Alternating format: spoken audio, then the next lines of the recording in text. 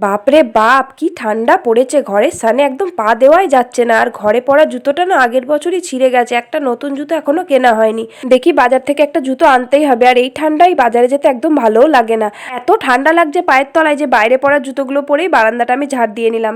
তারপর বাসনগুলো মেজে ধুয়ে নিয়ে একদম বাসি কাপড়টা বদলে জলখাবার খাওয়ার ভাতটা উপরে গ্যাসে বসিয়ে দিয়ে জামা কাপড়গুলো কাচাকুচি করে নিয়ে নিচে এসে ঘরটা মুছে নিয়ে বড় ছেলে টিফিনটা করে দিয়ে আমি চাটা খেয়ে নিচে রান্নাঘরে এলাম। তারপর আলু সিদ্ধটাকে পেঁয়াজ লঙ্কা দিয়ে একটু ভাজলাম। আর আমাদেরই মাঠে পেঁয়াজের কলি এনেছে আমার বর সকালবেলা ঘুম থেকে উঠে গিয়ে। পেঁয়াজের কলি আমার বর ভীষণ ভালোবাসে খেতে, আর আমিও ভীষণ ভালোবাসি, তাই আলু দিয়ে পেঁয়াজ কলিগুলো ভাজলাম।